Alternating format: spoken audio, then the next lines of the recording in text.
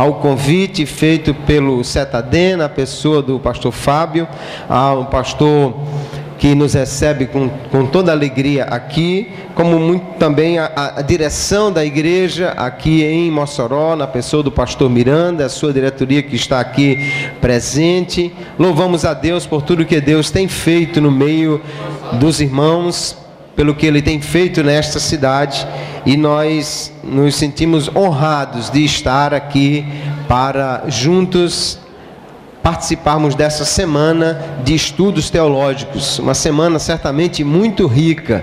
Se você já participou dos 2 primeiros dias, tenho certeza que está se sentindo abençoado. E se você só pode vir hoje, você também vai sair daqui edificado na palavra de Deus, porque Deus é o maior interessado em nos edificar por meio da sua palavra. Glória seja dada ao seu nome santo para todo o sempre. No primeiro dia nós tivemos a participação especial do pastor Zé Roberto, nos falando sobre os principais pontos da doutrina arminiana e calvinista, fazendo distinção entre o entendimento de um e do outro lado, nos apresentando alguns conceitos básicos para podermos entender estas coisas. Ontem nós pudemos falar sobre a condição do homem, a depravação do homem após a queda, e também falar de como este homem precisa da graça de Deus para poder salvar-se e poder até mesmo desejar o bem ou fazer algo que agrade a Deus. Nesta noite nós vamos falar sobre o tema eleição e predestinação. Vamos ver esses temas que são tanto complexos, temas difíceis e que, no entanto, são tão bíblicos e tão importantes para que nós possamos entender o que a Bíblia Sagrada tem a falar sobre a salvação do homem. Primeiro é preciso dizer que eleição e predestinação são 2 conceitos muito próximos e são 2 conceitos bíblicos, né? A Bíblia fala de eleição, a Bíblia fala de predestinação. No entanto, são 2 coisas que estão, às vezes, até intercaladas no texto bíblico e no entendimento da teologia. Às vezes, os eleitos são chamados de predestinados, ou os predestinados são chamados de eleitos, de forma que, na realidade, os 2 conceitos têm praticamente uma mesma aplicação na teologia. Vamos entender, então, como nós vemos a predestinação, conforme a Bíblia nos ensina, e como os calvinistas entendem este conceito, para diferenciá-los e ver por que nós acreditamos da maneira como nós defendemos esta doutrina. Primeiro vamos ver como os calvinistas veem a predestinação. Vamos citar então João Calvino, que é o principal proponente desta doutrina, né? Apesar de Calvino não ser a sua fonte, a doutrina calvinista essencialmente vem de Agostinho de Hipona, mas ele diz então nas suas Institutas, que é o seu principal livro sobre o assunto: chamamos predestinação ao decreto eterno de Deus, pelo qual determinou o que quer fazer de cada um dos homens, porque ele não os cria com a mesma condição, mas antes ordena a uns para a vida eterna e a outros para a condenação perpétua. Portanto, segundo o fim para o qual o homem é criado, dizemos que está predestinado à vida ou à morte. É isso que diz João Calvino. Logicamente, nós não concordamos com ele. Mas, segundo o entendimento dos calvinistas acerca da predestinação, nós podemos dizer que ela pode ser definida em 3 palavras. E, aliás, o teólogo batista Timothy George, no seu livro Teologia dos Reformadores, ele diz exatamente que a teologia calvinista pode ser definida primeiro como absoluta. Absoluta porque é Deus quem determina tudo, e não há nenhum tipo de influência externa, não há nenhum tipo de condição externa para que ele determine isso. Então, Deus, e somente Deus, por sua livre vontade, é quem determina quem ele quer salvar e quem ele quer condenar, assim diz a teologia calvinista. Depois ela é particular, porque ela não diz respeito a grupos, mas a indivíduos em particular. Deus tem um destino certo para cada pessoa individualmente e não para grupos de pessoas. E ela é dupla, porque Deus ao mesmo tempo determina que uns vão para o céu e para a salvação eterna, e outros vão para o inferno e para a condenação eterna, e eles já são criados assim com esse destino. Nós não acreditamos desta forma. Em primeiro lugar, porque nós vamos ver na Bíblia Sagrada que Deus é um Deus de amor, um Deus que quer salvar, um Deus que busca o homem. E nós vamos ver que o conceito de Deus desejar enviar alguém para o inferno, e antes que ele fizesse qualquer coisa, ele predestinar essa pessoa para lá, não é um conceito bíblico. Depois, porque nós entendemos que a predestinação está muito mais ligada a grupos do que a indivíduos. Então vamos ver alguns conceitos arminianos sobre a predestinação. Agora, o que vimos até agora é o que diz o calvinismo, e nós não acreditamos nisso. Conceito arminiano, primeiro vamos trazer um teólogo que às vezes se diz que não é arminiano, mas a teologia dele é, e ele diz: por eleição, entendemos aquele ato soberano de Deus em graça, pelo qual ele escolheu em Jesus Cristo para a salvação todo aquele que de antemão sabia que o aceitariam. Esta é a eleição em seu aspecto redentor. Então nós vemos que a eleição ou predestinação, conforme nós entendemos, é uma escolha de Deus, movida por sua graça, mas que essa escolha é em Cristo Jesus. Deus não escolhe ninguém à parte de Cristo. E quando ele escolhe em Cristo, portanto, ele escolhe aqueles que Deus já conhece por sua presciência, que irão crer em Cristo. A Bíblia nunca fala de salvação de incrédulos. Então, a eleição, conforme nós entendemos, ou predestinação, é desta maneira. Vamos ouvir um dos principais proponentes desta teologia na atualidade, o teólogo nazareno Orton Wiley, que ele diz: a predestinação é o propósito gracioso de Deus de salvar toda a humanidade da completa ruína. Não é um ato arbitrário e indiscriminado de Deus que visa garantir a salvação a certo número de pessoas e a ninguém mais. Inclui provisionalmente todos os homens e está condicionada somente pela fé em Cristo. Então, conforme nós entendemos, Deus não deseja salvar apenas alguns, e na realidade há vários versículos bíblicos que deixam claro que Deus quer salvar a todos. Isso será explorado melhor amanhã pelo pastor Fábio, quando vai falar do alcance da expiação. Deus quer salvar a todos. Se Ele quer salvar a todos, então a predestinação provisoriamente inclui todos os homens. Mas ela tem uma condição. A condição é a fé em Cristo.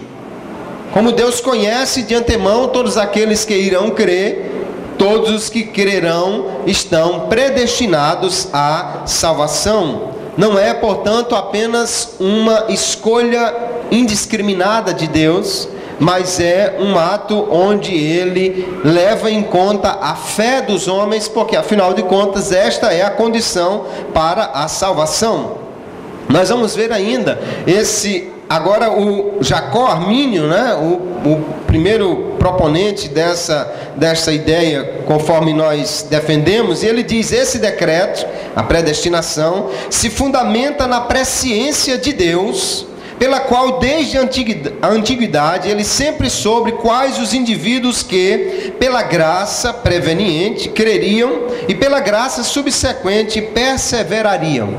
Note que Armínio também vai assegurar que Deus já sabe de antemão aqueles que serão salvos, né? No entanto, a salvação só se dá pela graça. Aquele que crê, não crê porque ele é bonzinho, não crê porque ele decidiu crer simplesmente, não crê porque ele era mais santo do que os outros. Todo homem está no pecado, como nós vimos ontem. No entanto, é a graça de Deus que alcança o homem. Só que esta graça alcança todos os homens, como Paulo diz em Tito 2:11, e o deixa em condições de crer. A graça habilita o homem para crer. E aquele que crê, então, será salvo, sem mérito algum de sua parte, mas apenas porque creu em Jesus. A fé não é mérito. Primeiro porque ela só pode existir por causa da graça. E depois porque fé, na Bíblia Sagrada, é o oposto de obras. Nós não podemos aceitar que alguém diga que, porque Deus exige fé e nós cremos que o homem precisa crer, estamos defendendo a salvação por obras, de forma alguma. Vamos ver ainda mais uma definição agora dos seguidores de Armínio, que foram os remonstrantes, de onde surgiu a defesa no Sínodo de Dort, e daí foi criado os 5 pontos do calvinismo, que diz assim, que Deus, por um decreto eterno e imutável em Cristo, antes que o mundo existisse, determinou eleger dentre a raça caída e pecadora para a vida eterna aqueles que através de sua graça creem em Jesus Cristo e perseveram na fé e obediência, e que opostamente resolveu rejeitar os inconversos e os descrentes para a condenação eterna, como está lá em João 3:36.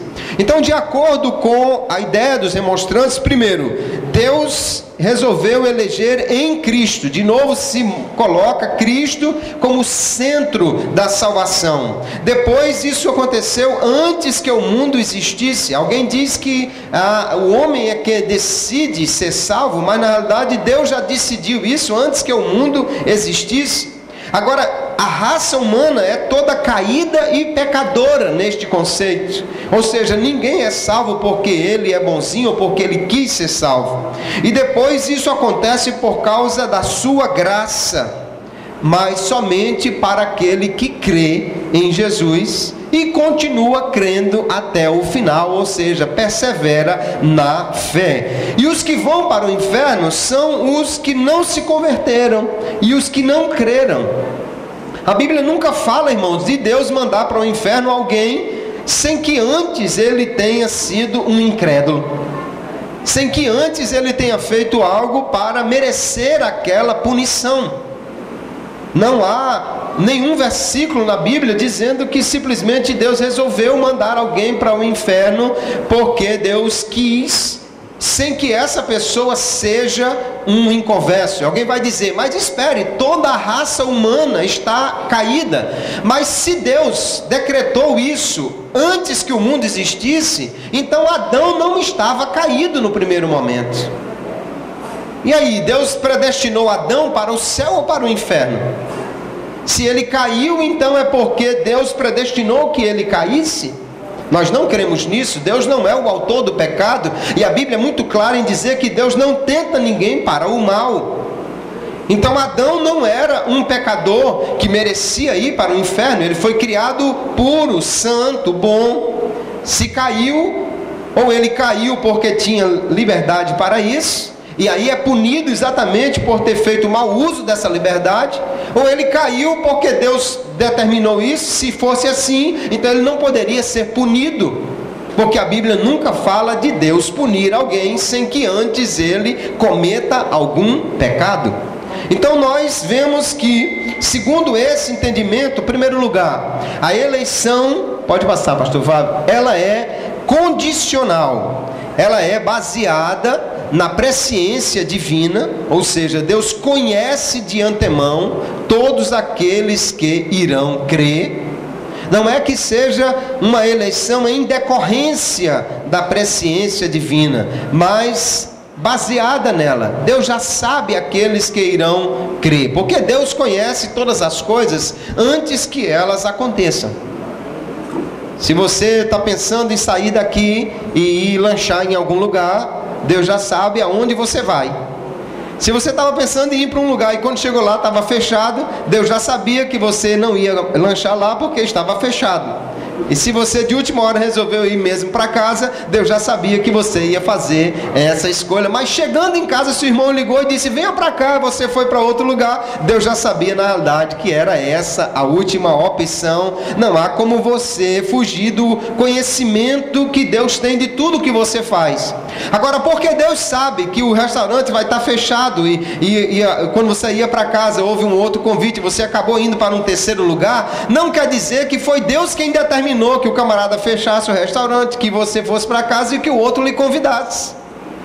Todas essas coisas aconteceram por livre expressão de cada uma destas pessoas. Embora Deus tenha o controle de todas as situações, e Ele poderia de fato fazer algumas circunstâncias acontecerem para levá-lo a um lugar onde Ele quisesse fazer alguma obra especial com você. Mas no geral, Deus dá liberdade ao homem para agir. Só que Ele, sabendo de antemão o que os homens vão escolher, Ele elegeu em Cristo aquele que iria crer nele para a salvação. E aí nós lemos, por exemplo, Romanos 8, 29, que diz: porque os que dantes conheceu, também os predestinou para serem conformes à imagem de seu Filho, a fim de que ele seja o primogênito entre muitos irmãos. Então Paulo está dizendo na epístola aos Romanos que Deus primeiro conheceu e predestinou aqueles que Ele conheceu. Deus sabe antecipadamente do futuro e já predestinou esses. Também na primeira epístola de Pedro, capítulo 1, verso 2, diz: eleitos segundo a presciência de Deus Pai, em santificação do Espírito, para a obediência e a aspersão do sangue de Jesus Cristo, graça e paz os sejam multiplicadas. De novo, o apóstolo Pedro vai dizer que a eleição é segundo a presciência de Deus. Deus já sabe os que irão crer e elegeu a esses para a salvação. Então a eleição, nós vemos que ela é condicionada à fé em Cristo. O que é que Deus conhece de antemão? O que é que Deus conhece lá antes da fundação do mundo? Deus conhece que alguém vai cumprir as condições que Ele mesmo estabeleceu. Não foi o homem quem estabeleceu as condições de salvação, quem estabeleceu foi Deus. Mas só que para ser salvo, o homem precisa atender a essas condições. Dizer que Deus dá a fé e o arrependimento a uns e não dá a outros, é falar de um Deus que faz acepção de pessoas, mas é exatamente o contrário do que a Bíblia afirma, que Ele não faz acepção de pessoas. Então fé e arrependimento são condições que são propiciadas pela graça de Deus. O homem não pode se arrepender e nem crer se não for alcançado pela graça, mas Deus nem se arrepende pelo homem e nem crê por ele. Pelo contrário, Deus manda que ele creia e manda que ele se arrependa. Se não fosse algo para ele fazer, então Deus não mandaria que ele fizesse. Onde citamos, e vale a pena repetir, quando Paulo está diante do carcereiro na cidade de Filipe, e o cárcere é abalado por aquele terremoto, e o homem pula diante dele e pergunta: o que eu devo fazer para ser salvo? Se Paulo imaginasse que aquele homem já era eleito antes da fundação do mundo, ou que ele não era eleito, Paulo lhe diria: o que você deve fazer? Nada. Absolutamente nada. Se você já foi eleito, você não vai fazer nada. E se você também já está condenado, você também não pode fazer nada. Mas não é isso que Paulo diz. Paulo olha para ele e diz: creia no Senhor Jesus Cristo e serás salvo, tu e a tua casa. E a Bíblia diz que ele creu e a sua casa com ele, e foram batizados naquela mesma noite e estão salvos na pessoa bendita de Jesus. Porque a fé, irmãos, é uma condição para a salvação. Não é uma condição para que Deus a ofereça. Deus não ofereceu a salvação baseado na fé ou porque ele viu fé. Deus oferece a salvação sem condição, mas há uma condição para que ela seja recebida, e é a fé. Porque fé é a simples certeza que você tem que não pode se salvar, mas que Jesus pode salvar você, que Jesus pode lhe dar a vida eterna. E quando você então confia em Jesus para isso, é isso que a Bíblia chama de fé. E mostra claramente que isso não é uma obra. Então Deus não salva incrédulos, Deus não crê pelo homem, mas Deus manda que o homem creia. A fé, portanto, não é um dom em si mesma, mas ela é possibilitada pela graça. Efésios capítulo 2, quando alguém diz: pela graça sois salvos por meio da fé, e isto não vem de vós, é dom de Deus, e alguém diz que isto é a fé, está equivocado. O isto, na realidade, é a salvação que Deus oferece. Até mesmo no original, no grego, é fácil de discernir isso, porque a língua grega tem os chamados casos. A língua grega é mais complexa do que o português, e uma palavra, ela, quando está referente à outra, ela deve combinar no mesmo caso, e lá isto não combina com fé, não é o mesmo caso, portanto não está se referindo uma à outra. O isto a que se refere Efésios é a salvação que é dada pela graça e recebida pela fé. Nós cremos assim. E aí vemos o texto de Gálatas 3:26 que diz: porque todos sois filhos de Deus pela fé em Cristo Jesus. João capítulo 1, verso 12 diz que deu-lhes o poder de serem feitos filhos de Deus, a saber, aos que creem no seu nome. É a fé que nos torna filho de Deus, e não o fato de sermos escolhidos por Deus que nos faz ter fé. A fé é que nos faz adentrar a graça, porque a fé é o meio para nós recebermos todos os benefícios da salvação. A salvação é dada de graça, e a única coisa que a gente precisa fazer é crer que Deus está fazendo aquilo por nós. E nós entendemos que a salvação, ela pode passar, oferecida a todos os homens, sem exceção.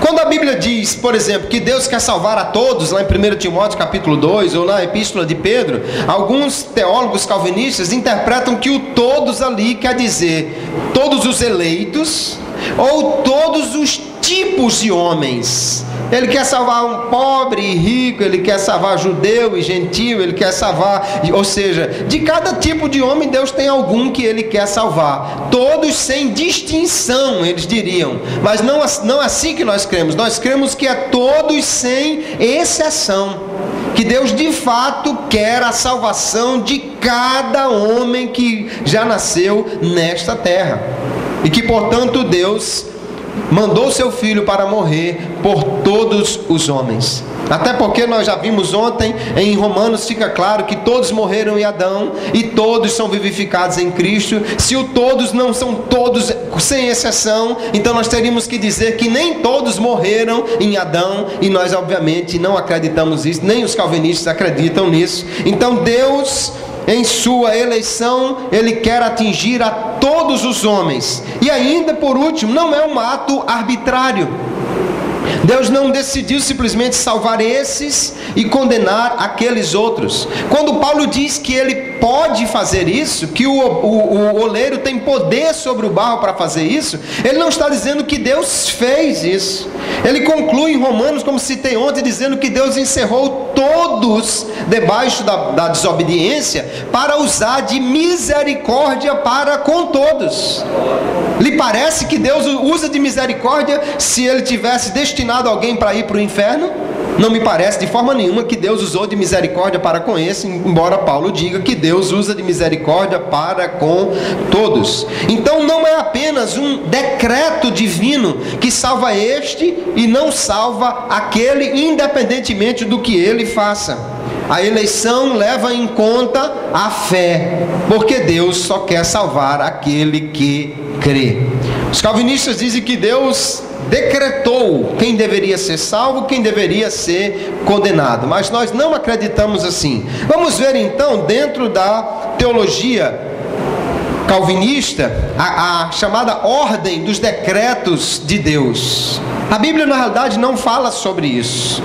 Mas os homens daquela época resolveram estabelecer supostamente a ordem que Deus decretou as coisas para acontecer. E no calvinismo, especialmente naquilo que é a dupla predestinação, embora na realidade a chamada predestinação de um grupo apenas, ou infralapsarismo, na realidade no final resulta na mesma coisa, seria essa a sequência. Primeiro, Deus decretou salvar uns e rejeitar os demais. Depois, Deus decretou criar tanto os que vão ser salvos, quanto os que serão rejeitados. Depois, Deus permitiu a queda, tanto de um quanto do outro grupo. E por último, Deus então decretou fornecer a salvação para os eleitos.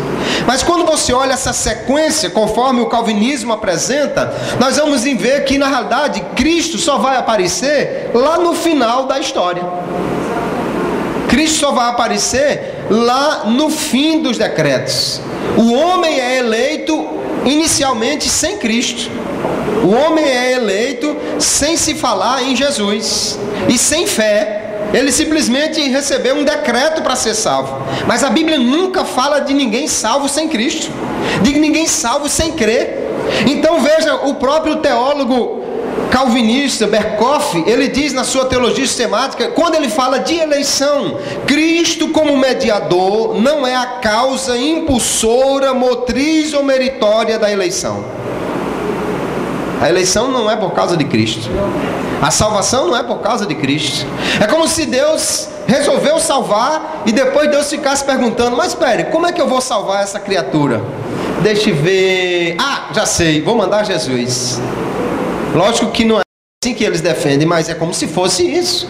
Cristo veio aparecer quase por um acidente lá na frente, para que pudesse ser salvo. Mas o homem não é salvo por causa de Cristo. Cristo não está incluso no início do processo, e nem a fé em Cristo está sendo prevista para que haja salvação aqui.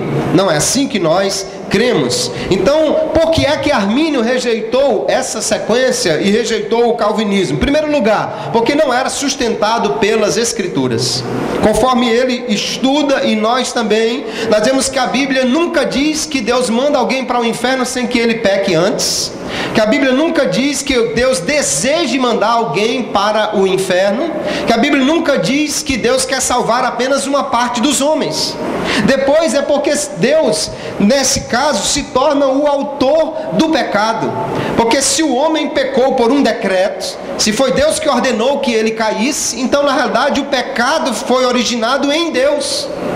E se Deus é quem determinou que o homem caísse, e depois ele ainda pune esse homem por ele ter pecado, então na realidade, queridos, na teologia calvinista, Deus não só é o autor do pecado, como é o único grande pecador. Deus seria o único pecador. Porque se o homem caiu por decreto, ele não tem culpa nisso. Ele teria sido, na realidade, obediente e feito aquilo que Deus o destinou para ele fazer. Obviamente nós não cremos nisso, e nem Armínio cria. Depois a fé não se tornava necessária para a salvação, porque Deus já havia decretado salvar independentemente de fé. Então a fé era dada. Você dizer que a fé é dada para a salvação, então não faz sentido você dizer que é preciso crer para ser salvo, porque na realidade você não crê. Segundo a teologia calvinista, você recebe fé, e você na realidade não faz absolutamente nada, e não é isso que a Bíblia diz. A Bíblia diz que é preciso crer. Quando nós lemos João capítulo 3, ele diz que os que foram condenados foram porque não creram, e os que foram salvos foram porque creram, e nunca porque Deus decretou este ou aquele grupo. Ainda, Cristo não foi enviado por causa dos eleitos, mas os eleitos é que foram eleitos por causa de Cristo. Ou seja, o primeiro eleito é o homem. Cristo vem aparecer depois.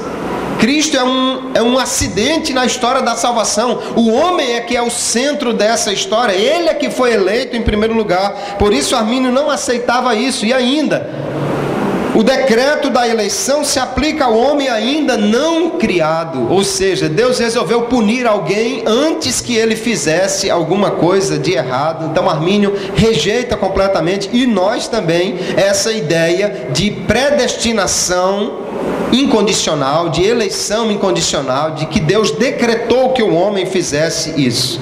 Apesar do arminianismo não estar baseado em decretos, mas para apresentar uma solução naquela época em que as pessoas estavam buscando essa ordem dos decretos, então Armínio apresentou uma ordem diferente dos decretos divinos. E ele disse: o primeiro decreto, Deus decretou nomear Jesus como mediador, redentor, salvador, sacerdote e rei. Esse foi o primeiro decreto de Deus. Então, no entendimento arminiano, o primeiro eleito é Jesus e não o homem. Jesus é o primeiro e o grande eleito. Os demais são eleitos nele. Depois Deus decretou que receberia em favor, em graça, aqueles que se arrependessem e crescem, porque são condições claramente estabelecidas na Bíblia para a salvação. Depois Deus decretou que administraria os meios, ou seja, que propiciaria o que era necessário para o arrependimento e a fé, que é a graça divina. E por último, Deus decretou a salvação ou a perdição baseado na presciência, já que Cristo é Salvador de todos os homens em potencial. Mas para que essa salvação se efetive na vida de alguém, ele precisa crer. Só que Deus, por sua graça, já deu a todos os homens a condição de crer. Agora sim, Deus é justo em dizer: esse vai para o céu porque creu, esse vai para o inferno porque não creu. O que creu não pode dizer: tá vendo? Eu vou para o céu porque eu criei. Ele não pode se vangloriar disso. Por quê? Porque ele só creu porque foi alcançado pela graça divina. Então não há mérito nele. Deus não salvou ele porque viu que ele era bonzinho. Deus deu graça a todos. E aí o Wesley vai dizer que o que se perde, não se perde porque não tem graça, mas porque não faz uso da graça que ele tem. Todos os homens recebem graça da parte de Deus. Então, no entendimento arminiano, olha onde Cristo aparece. Aparece lá no primeiro decreto. A teologia arminiana, então, é cristocêntrica. Ela é fundamentada em Cristo. Até alguns teólogos reformados, como o suíço Calbart, entende isso, rejeita a concepção calvinista tradicional e diz que na realidade Cristo é o grande eleito e os outros homens são eleitos nele. Por causa disso, os calvinistas são todos atravessados com ele, embora todo mundo saiba que ele realmente é um teólogo calvinista, reformado, mas eles não gostam do calvinismo dele porque foge daquilo que nós também fugimos, da ideia de que o homem seja eleito sem Cristo, de que Cristo não seja o centro da eleição, porque a mensagem fundamental deste livro é que Deus resolveu salvar o mundo por meio de Cristo, que Cristo é o centro da salvação. Não é possível entender de outra forma a mensagem da Bíblia Sagrada. Então nós entendemos perfeitamente que a eleição é condicionada à fé, que o homem que é reprovado porque ele não creu, e não porque Deus decretou que ele caísse. Assim, Armínio rejeita a ideia de que a causa do homem seja um decreto de Deus. E ele diz então assim: Adão não caiu por decreto de Deus, nem por estar destinado a cair, nem por ter sido decretado por Deus, mas por mera permissão de Deus, que não está subordinada a nenhuma predestinação, nem a salvação ou a morte, mas que pertence à providência, que é distinta e oposta à predestinação. Ele vai dizer: ele caiu, não é porque Deus botou o pé para ele tropeçar, não é porque Deus empurrou ele, não é porque Deus determinou que ele caísse. Ele caiu porque Deus permitiu, porque Deus lhe deu liberdade. E se ele tinha liberdade, ele podia fazer o bem e podia fazer o mal, tanto que foi provado no jardim do Éden. Infelizmente, ele resolveu desobedecer, e porque resolveu desobedecer, então foi punido. E a punição é justa, porque ele fez o que não devia fazer. Se Deus simplesmente tivesse decretado que ele caísse e depois resolvesse puni-lo, onde há justiça nisso? É como se eu dizia ontem, você pegar o seu filho e você disser para ele: olha, não saia de casa, se você for lá fora você vai apanhar. Só que depois de dizer isso, você, sem o menino ver, amarra uma corda na cintura dele. Depois que você chega lá fora, você puxa ele lá para fora e aí diz: tá vendo, você saiu, então você vai apanhar, e dá uma surra nele. É justiça isso? É lógico que não. Mas se Deus fizesse o homem cair por decreto e depois o punisse, não seria uma condição como essa? Deus o levou lá para fora e bateu nele porque ele saiu quando Deus tinha dito que ele não deveria sair. Deus o puniu, na realidade, por ele ter feito aquilo que Deus determinou que ele fizesse. Não há justiça nisso, e nós não entendemos a salvação desta forma. Então a eleição, ela é condicional, ou seja, a condição é a fé. Aí existem pelo menos duas formas de ver isso. Primeiro, alguns dentre os arminianos creem na eleição individual. Alguém pensa que a ênfase do calvinismo é a eleição individual, ou seja, que Deus escolhe um por um.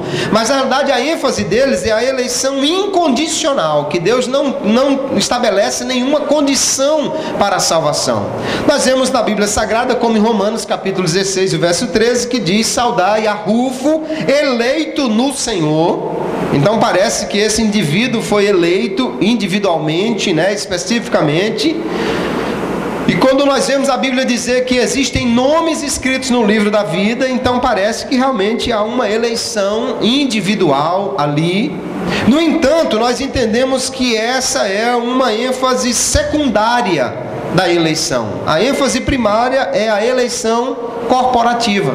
Deus elegeu a igreja como um povo, elegeu os que creem como um grupo, elegeu todos os salvos como um grupo, e os elegeu exatamente porque eles estão em Cristo, o eleito. O grande eleito é Cristo. Tanto que Efésios vai dizer várias vezes: nós somos eleitos nele, nós somos predestinados nele em Cristo, nós somos feitos novas criaturas, é nele, somente em Cristo. Ele é o primeiro e grande eleito. E os indivíduos que se tornam parte desse grupo, eles só se tornam parte quando eles creem, e só continuam nesse grupo dos predestinados para a salvação enquanto eles crerem. Se alguém deixar de crer, não pode mais estar no grupo dos que creem, dos que são salvos. Então é necessário que o homem creia e que ele permaneça crendo. Só que nós precisamos entender uma coisa: ele só crê por causa da graça e só continua crendo por causa da graça. O afastar-se de Cristo, na realidade, é rejeitar a graça. O homem permanece em Cristo pela graça de Deus, e Ele dá essa graça a cada um de nós. Às vezes tem alguns crentes que dizem: mas é porque eu pago o preço, é porque eu vou para jejuar, eu faço isso. Mas ignora uma coisa: quem leva você a orar é a graça, quem chama você para jejuar é a graça, quem lhe dá coragem para ler a Bíblia é a graça, quem traz você para a igreja é a graça, quem faz você permanecer é a graça. Se Deus tirar a graça do homem, o que sobra é uma criatura ímpia. Não há ninguém que possa perseverar na fé por seus próprios meios. Mas o escritor aos Hebreus diz: ninguém se prive da graça de Deus. A graça é suficiente, mas se alguém rejeita a graça, então não poderá crer, não poderá continuar. E aí nós vemos o texto de 2 Tessalonicenses que diz: mas devemos sempre dar graças a Deus por vós, irmãos amados do Senhor, por vos ter Deus elegido desde o princípio para a salvação. Então ele está falando dos amados irmãos, dos amados do Senhor, ou seja, os eleitos são aqueles que estão em Cristo, que creram nele, e ele diz que isso é pela fé da verdade. A fé no Evangelho, a fé em Cristo é que leva o homem à salvação. Então nós entendemos que a salvação é condicional, porque Deus escolhe para salvar aqueles que creem em Cristo. Eu botei pequenininho ali porque na realidade há uma gama de textos bíblicos que mostram claramente que Deus só salva aqueles que creem. Mas especificamente eu vou ressaltar o capítulo 20, verso 31 de João, quando ele diz assim: estes porém, ele está falando dos sinais do Evangelho, dos registros do que Jesus fez, e ele diz: estes porém foram escritos para que creais que Jesus é o Cristo, Filho de Deus, e para que crendo tenhais vida em seu nome. E aí ficam claras duas coisas. Primeiro, a fé não é um decreto, ela não é dada ao homem por decreto, ela é dada ao homem mediante a exposição da Sagrada Escritura. Ele diz que o Evangelho foi escrito para que as pessoas crescem. E Paulo em Romanos vai dizer a mesma coisa: a fé vem pelo ouvir, e o ouvir pela palavra, ou pela exposição, pela pregação da palavra de Deus. A Bíblia nunca diz que a fé simplesmente é dada a alguém, ela é proporcionada quando Deus dá o Evangelho, quando Deus se revela, quando Deus se mostra, e o homem pode crer. E depois fica claro também aí que a salvação, a vida em Jesus, é para aquele que crê. E ele só terá essa vida, ou essa nova vida, depois de crer. Ele diz: para que crendo tenhais vida em seu nome. No entendimento calvinista, como o homem está caído e ele não pode crer por si mesmo, ele entende que a graça de Deus só alcança os eleitos. Então Deus primeiro regenera o homem e depois é que ele crê. Primeiro o homem é feito nova criatura, depois é que ele vai crer. E nós vamos ver que na realidade não é isso que a Bíblia ensina. Então a salvação é pela fé e não pelas obras. Já citamos Efésios capítulo 2, quando diz: pela graça sois salvos por meio da fé, isso não vem de vós, é dom de Deus. Ou seja, obras e fé são coisas opostas na teologia paulina. E aí nós entendemos então que a graça de Deus, chamada graça preveniente é apenas uma descrição da graça que vem antes que o homem possa ser salvo. O arminianismo não diz que existem diferentes estágios da graça, mas diferentes operações da graça. Ela opera antes que o homem creia, e ele chama essa graça de preveniente. Ele opera depois que ele creia, e ele chama de graça subsequente. Mas tudo é uma mesma graça, tanto que ela alcança todos os homens e pode levar todos os homens à salvação. O calvinismo vai distinguir, dizer que existe graça comum, que alcança a todos, mas que não leva ninguém à salvação, e a graça salvífica, que salva alguns apenas. E a Bíblia nunca faz essa distinção da graça de Deus. Então nós entendemos que a graça é quem dá ao homem o poder para crer. No entanto, o ato de crer deve ser uma ação própria do homem. Deus não crê pelo homem. A fé então antecede a regeneração. Nós já citamos, e aí está João capítulo 1, verso 12, que são feitos filhos de Deus os que creem no seu nome, e não o contrário. Então as escrituras afirmam que a fé antecede a regeneração. O que crê é que é feito nova criatura, e não o contrário.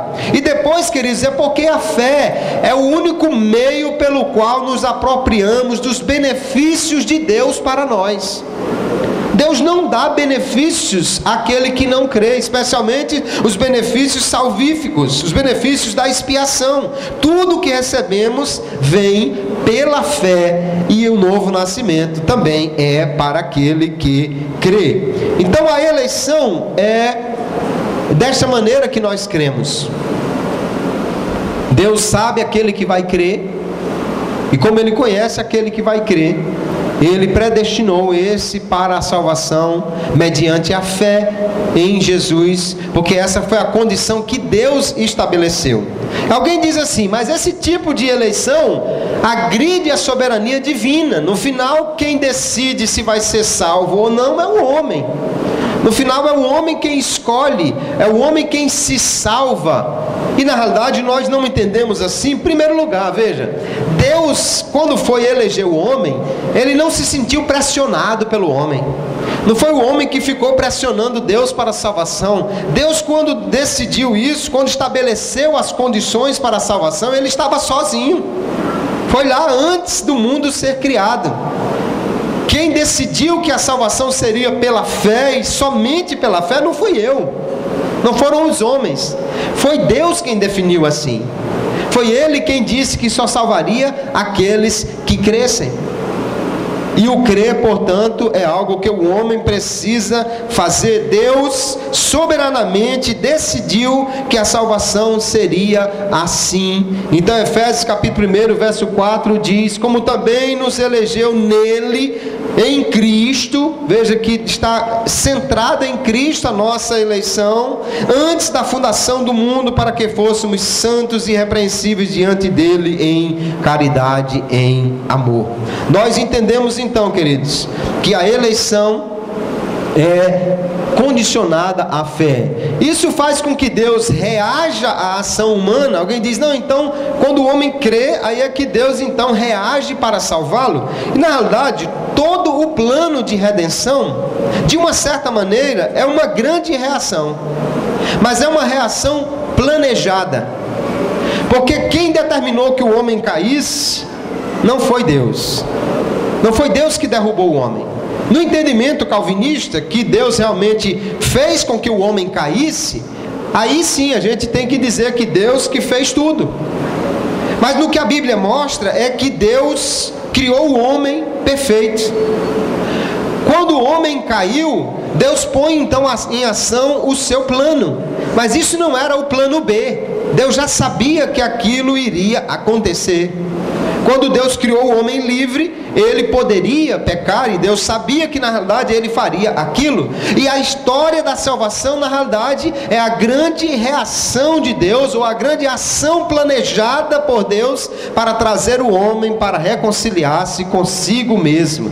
Se não fosse assim, se não fosse Deus buscando o homem que havia caído, e caiu por sua livre vontade, então nós teríamos que dizer que Deus foi quem derrubou o homem, Deus fez o homem pecar, e nós não acreditamos nisso. Então, concluindo, nós entendemos que, em primeiro lugar, Deus nos criou para termos um relacionamento verdadeiro com Ele. Deus não criou o homem para mandá-lo para o inferno. Deus não criou o homem para condená-lo. A Bíblia nunca diz que Deus criou o homem com a intenção de jogá-lo no inferno. A ideia calvinista de que Deus é glorificado quando o homem vai para o inferno é totalmente oposta à Bíblia Sagrada. A Bíblia diz que Deus quer salvar, que Deus não tem prazer na morte do ímpio, que Deus não quer que o ímpio morra, mas que ele se arrependa. O prazer de Deus é ter o homem num relacionamento perfeito consigo. É isso que Deus quer. Se Ele quer isso, Ele é movido pelo seu amor para enviar Jesus a morrer por nós. A teologia calvinista ignora o amor de Deus. Deus é um Deus que age para a sua glória, e não para seu amor, e não por seu amor. A Bíblia nunca mostra que Deus restringiu o seu amor para evidenciar a sua glória. Mas a Bíblia mostra que Deus restringiu a sua glória para evidenciar o seu amor, porque Jesus, ele se humilhou, ele se esvaziou, ele deixou a sua glória e veio a esta terra para morrer por mim e por você, porque ele me amou e amou a você, e esse amor fez com que ele fosse até a cruz. Deus prova o seu amor para conosco, enviando Jesus para morrer por nós. É o amor que move Deus para a salvação, não é a glória de Deus. Deus não é glorificado em que o homem vá para o inferno. O que Deus quer é que o homem viva com Ele eternamente, e o amor de Deus se revelou em Cristo para isso. Só que o amor de Deus é livre, mas o amor que Ele quer que nós tenhamos por Ele também precisa ser livre, porque amor forçado não é verdadeiro. Amor forçado não é verdadeiro. Nem que seja Deus que esteja forçando, não é verdadeiro o amor forçado.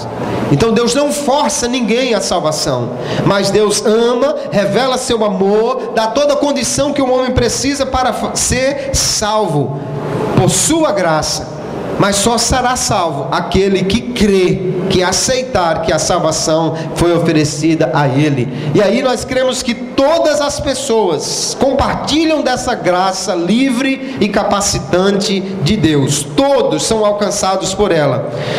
E exatamente porque todos são alcançados pela graça e podem crer, é que Deus pode justamente dar a vida eterna ao que crê e a morte eterna ao que não crê. Aí sim Deus está sendo justo, porque Ele dá a capacidade, e aí se você faz bom uso dela, você vai ser elogiado, beneficiado, recompensado. Se você faz mau uso dela, você será punido. E essa, na realidade, queridas, é a base de toda a ética que existe no mundo.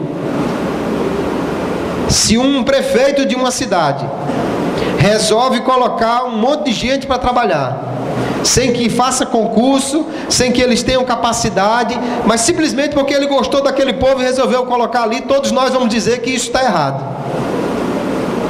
Porque pela justiça nós cremos, e a justiça foi Deus quem estabeleceu no mundo, que quem deveria estar ali são as pessoas que têm a capacidade de estar ali, que fizeram um concurso para estar ali. No caso da salvação, não é por mérito do que fez, porque na realidade ele só pode fazer alguma coisa pela graça divina, mas a graça alcança todos, e dá a salvação somente para aquele que responde positivamente a essa graça e crê.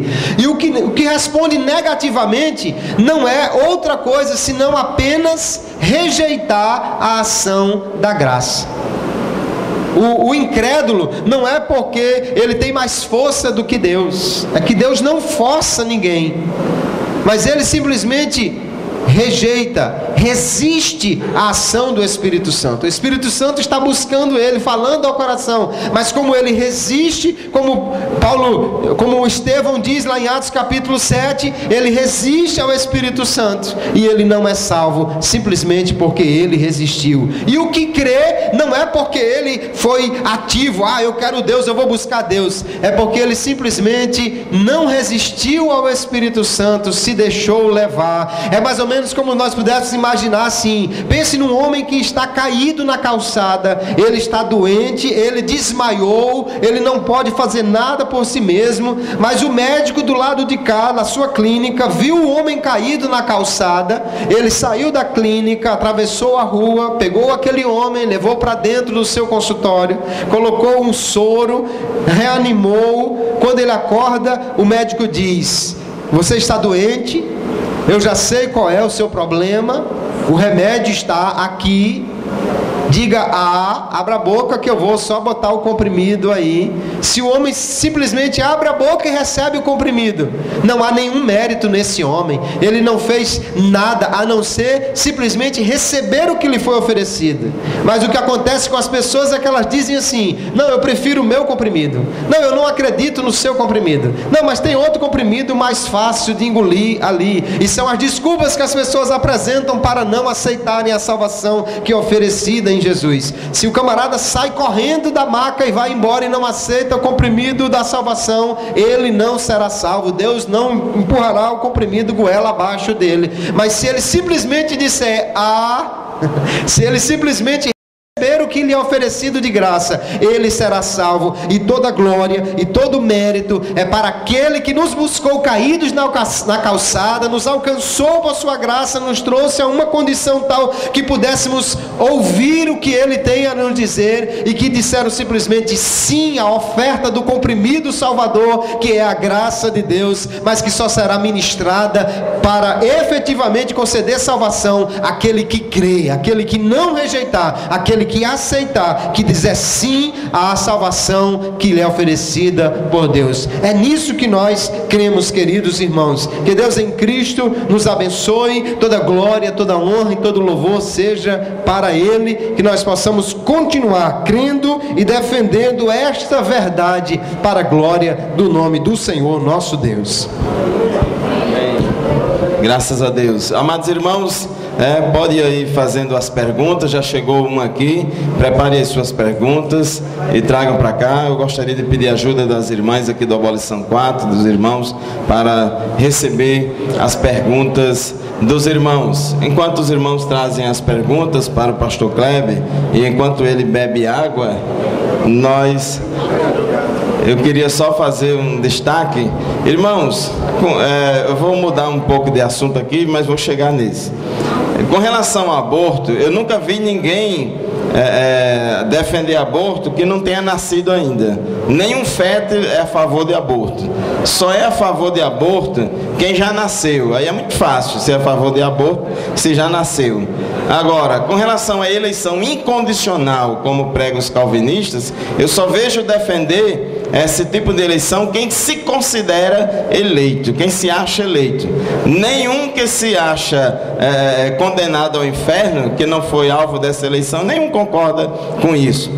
Amados irmãos e amigos, ouvintes da Rádio Libertadora, você está acompanhando a palestra sobre eleição e predestinação, ministrada pelo pastor Kleber Maia, aqui na congregação da Assembleia de Deus do Abolição 4.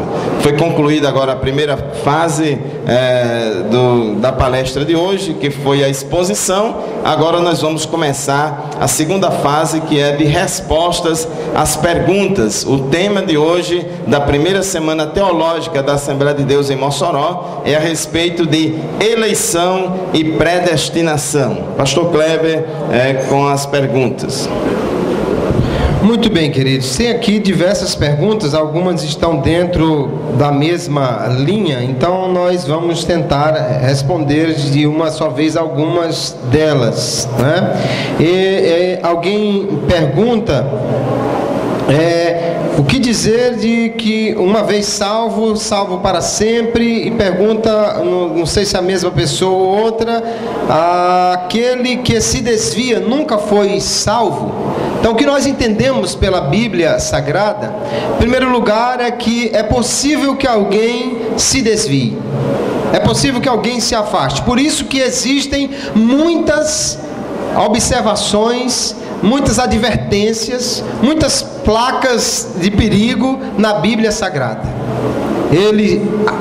O texto bíblico apresenta muitas vezes advertência dizendo: cuidado, cuidado, fuja disso, faça aquilo, persevere, permaneça, não se afaste. Se não houvesse a possibilidade de cair, estes sinais, essas placas seriam totalmente desnecessárias ou então enganosas.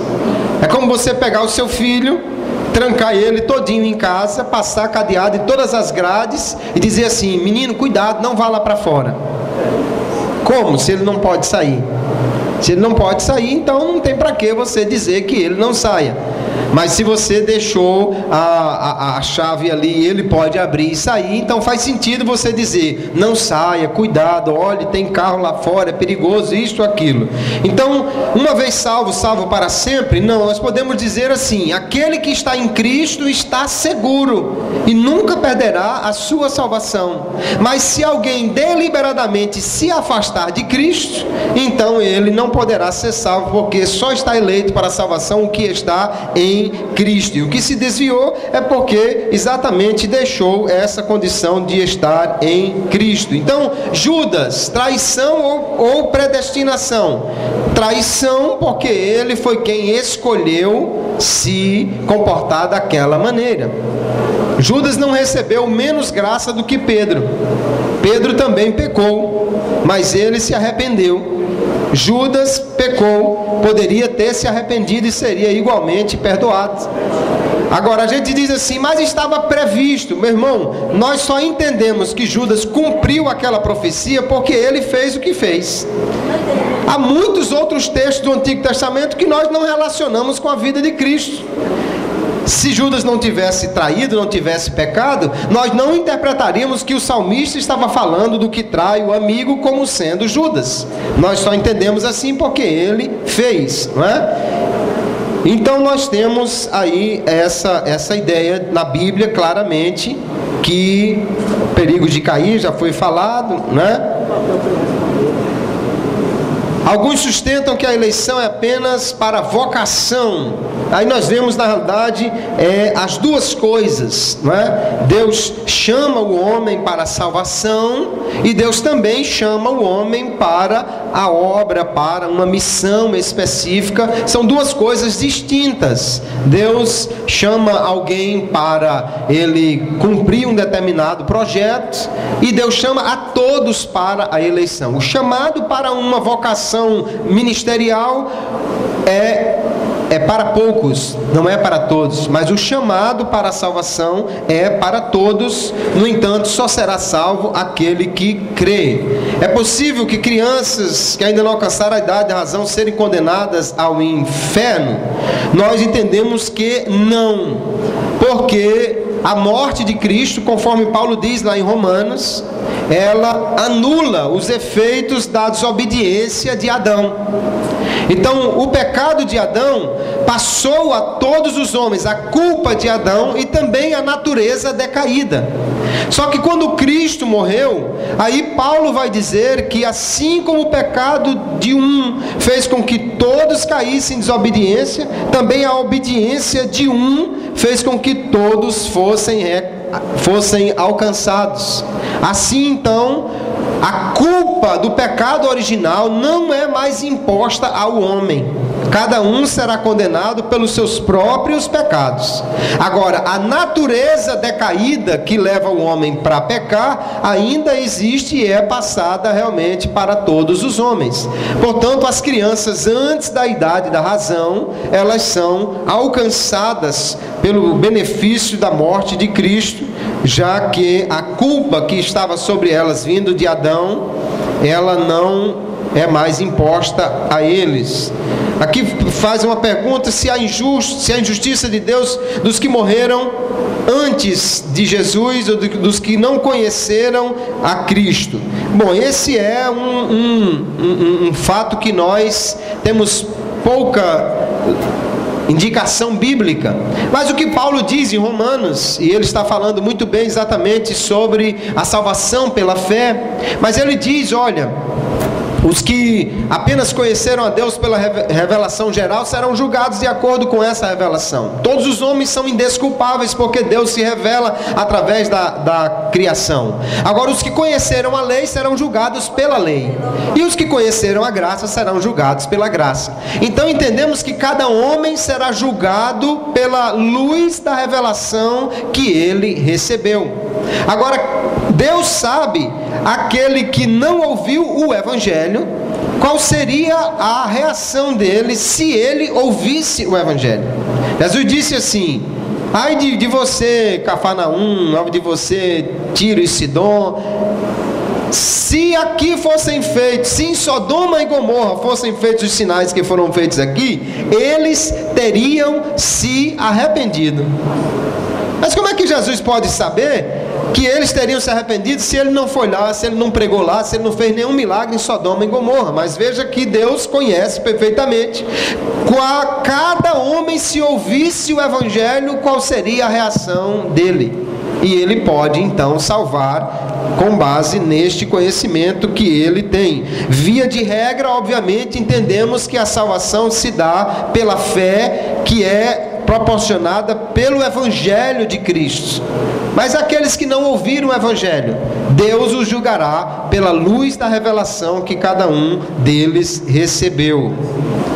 O que Paulo quis dizer em Romanos 9: não tem o oleiro poder sobre o barro para fazer um vaso para a honra e outro para a desonra? O que ele quer dizer é exatamente isso, que Deus pode fazer um para a honra e pode fazer outro para a desonra. Mas o que Paulo está querendo dizer em Romanos, queridos, não é que Deus salva uns e não salva outros. Ele está escrevendo aos judeus que achavam que já eram eleitos, que achavam que já eram salvos, ou que já tinham os benefícios de Deus, porque eram da descendência de Abraão. E Paulo escreve toda aquela carta para dizer que a salvação é só para aquele que crê.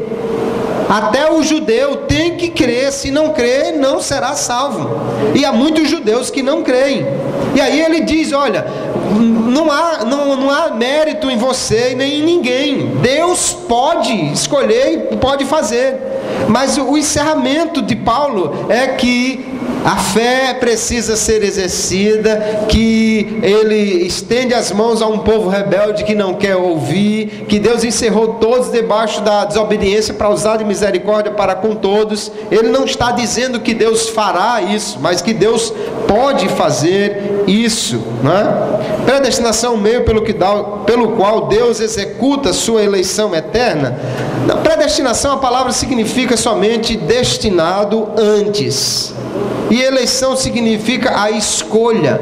Então, na realidade, as duas coisas são relativas à mesma coisa. Deus escolhe, só que Ele escolhe antes. Ele predestina antes. Só que essa escolha ou essa predestinação é decorrente da fé prevista de Deus, ou que Deus vê naquele que irá crer e, portanto, será salvo. Tiago 2,14, a fé sem obra é morta, porque se o homem diz que tem fé e não tem obra, está mentindo, tal e tal. A salvação precisa de fé ou de obra também. Na realidade, Tiago, ele não está se opondo ao pensamento de Paulo. O que Tiago está dizendo é: se você tem fé, então você precisa ter obras que evidenciem esta fé. Quem crê tem que agir conforme ele crê. Porque a fé que não se revela não é verdadeira, ela é morta. Você diz que crê em Jesus, mas continua agindo como um incrédulo, então que fé é essa? Você diz que crê em Jesus, mas faz todo tipo de coisa que o que crê em Jesus não deveria fazer, que tipo de fé é essa?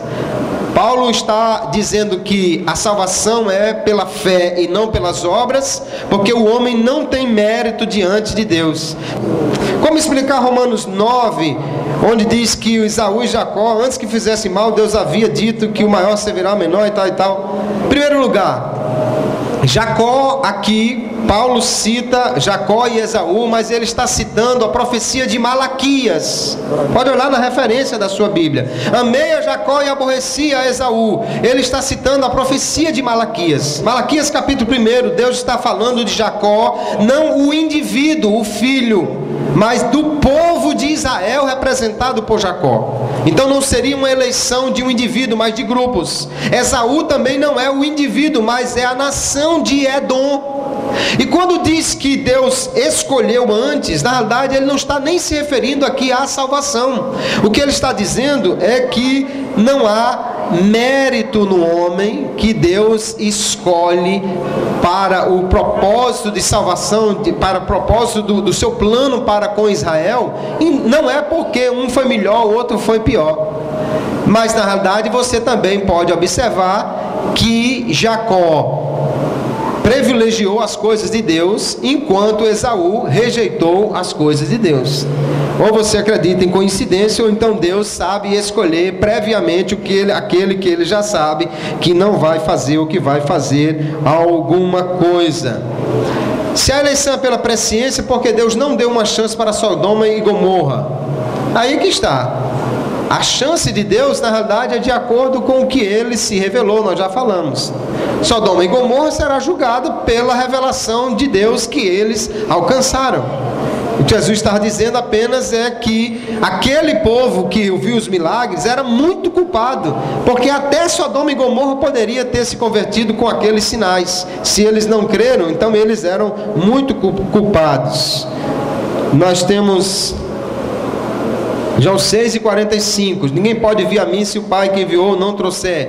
Já falamos sobre isso. O que Jesus está dizendo não é que Deus só chama um grupo, é que todo aquele que vem, só vem porque o Pai é quem traz. A graça precede a ação humana. Deus em sua graça alcança o homem, depois é que ele pode vir. Alguém recebe mais graça do que o outro? Não. Todos recebem a mesma graça. Citando Wesley, quem cai, não cai por falta da graça, mas por não usar a graça que ele tem. Sabemos que a salvação é pela fé. A pessoa que é salva pela fé e não tem obra, mesmo assim vai morar na glória? Esse entendimento que já falamos de Tiago e Paulo. Salvação é por fé e não por obras. Mas Deus espera que o que crê haja de acordo com essa fé que ele tem. Não é por isso que ele vai ser salvo, mas a fé não é viva, a fé dele não é operante se ele não mostrar as obras.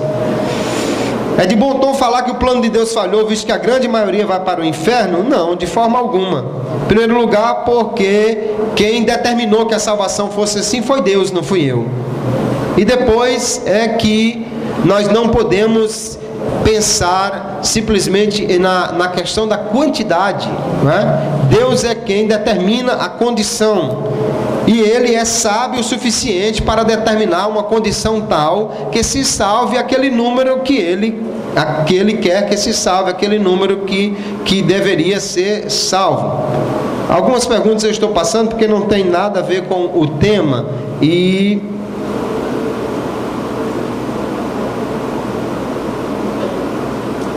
Quando um pregador sobe ao altar e diz que os escolhidos de Deus são os que se convertem, passa a mensagem de que Deus só age na vida dos convertidos, parece um pensamento calvinista? Não, porque na realidade os benefícios da salvação só são dados realmente para aquele que crê. Então é justo dizer que Deus age na vida do que crê, que abençoa o que crê. Se alguém quiser ter os mesmos benefícios, é só crer que vai ter os mesmos benefícios, não é? Se Jesus morreu por todos, o sacrifício expiatório de Jesus, o plano de salvação teria sido frustrado, uma vez que todos os homens não vão ser salvos? Não, queridos. O que mostra apenas aqui é a generosidade de Deus. Foi Jesus quem usou uma ilustração que nos ajuda a entender isso. Ele disse, assim como Moisés levantou a serpente no deserto, assim importa que o Filho do Homem seja levantado para que todo aquele que nele crê não pereça, mas tenha vida eterna. Então veja, quando o homem ele pecou no deserto, e por causa do seu pecado é que Deus mandou as serpentes. Deus não mandou as serpentes porque Ele quis ser glorificado nos que morressem. Ele mandou porque eles pecaram. Aí a serpente foi levantada e diz assim, todo aquele que olhar para a serpente será salvo. Só que é muito possível que alguém tenha morrido porque não acreditou nessa história e não olhou para a serpente. Então você vai dizer o quê? Que o poder de cura ali foi desperdiçado? Não. O que nós entendemos é que há uma generosidade de Deus para todos.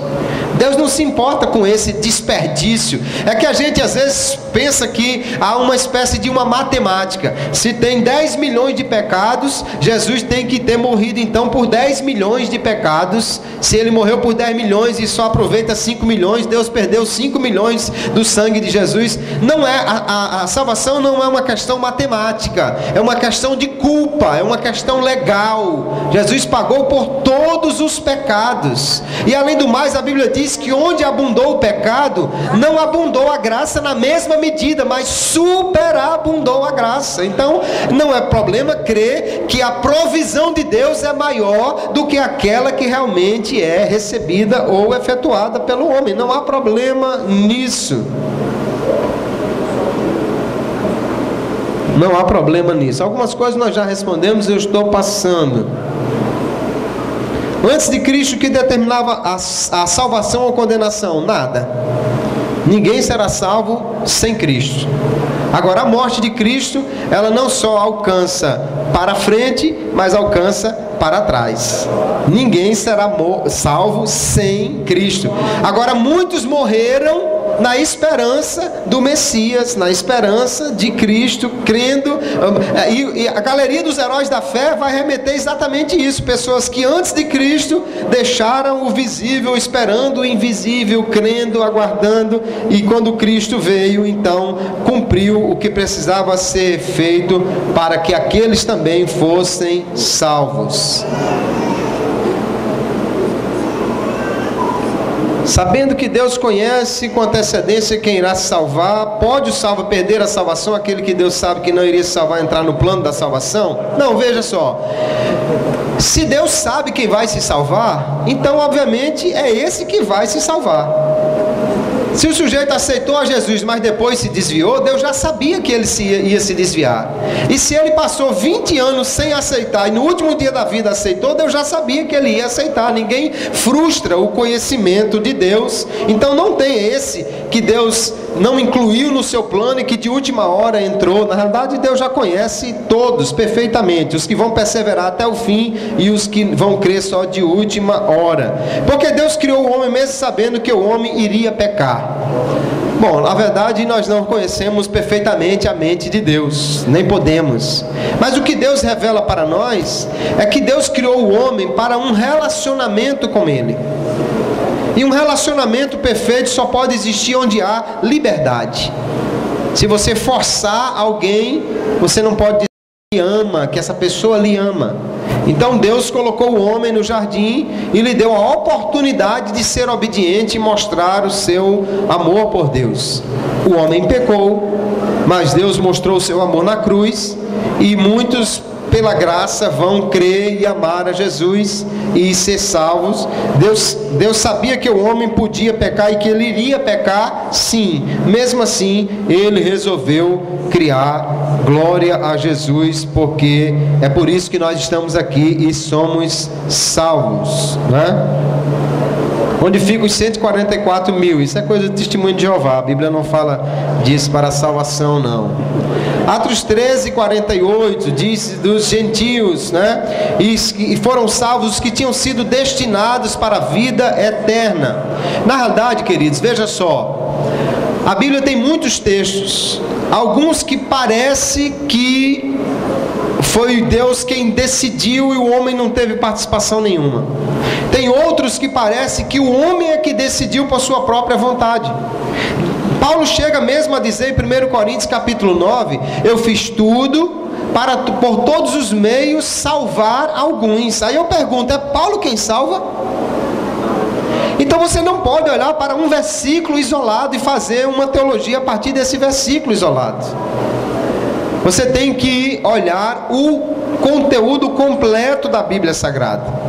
Um versículo pode aparentemente estar apontando numa direção, mas você precisa confirmar escritura com escritura para ver se todo o contexto bíblico aponta naquela mesma direção. Tirar um versículo isolado do seu contexto, balançar assim para não vir nenhum outro versículo pregado nele e fazer disso uma doutrina, na realidade é o maior perigo do mundo. Quer ver uma coisa? João 7,53 diz, e cada um foi para a sua casa. Aí na leitura da Santa Ceia diz assim, quem tiver fome coma em casa. Baseado nisso, nós poderíamos dizer que depois do culto ir para um restaurante é pecado, porque quem tiver fome coma em casa. É lógico que eu estou forçando demais a coisa, mas veja, é um versículo isolado que alguém poderia interpretar de uma maneira completamente errada e dizer então que a Bíblia proíbe que se vá para um restaurante. Olha, quando terminou a reunião com Jesus, eles foram para casa e Paulo disse que quem tiver fome coma em casa. Então, baseado nesses dois versículos, é proibido ir para o restaurante depois do culto. É o perigo de se fazer teologia a partir de versículos isolados, né? Alguns outros versículos aqui, é difícil você fazer exegese aqui a queima-roupa. Na verdade, não é o que se recomenda, né? Mas diz aqui que uns não podiam crer porque Isaías disse, cegou os olhos e tal e tal. Se você olhar para o contexto todo de Isaías, Deus cegou os olhos daquele povo porque eles rejeitaram a Deus, porque eles não quiseram ser obedientes. Toda a mensagem dos profetas, e pode ler Isaías, Jeremias, Ezequiel, todos os profetas, nenhum deles diz assim, Deus mandou o castigo porque Ele gosta de castigar. Nunca, nenhum deles. Mas todos eles vão dizer, Deus lhe mandou o castigo porque vocês pecaram contra Ele, porque vocês se afastaram dEle. Então quando ele cita o versículo dos profetas, não leia o versículo isolado, entenda toda a mensagem dos profetas para poder entender o que ele está querendo dizer. Amém, queridos?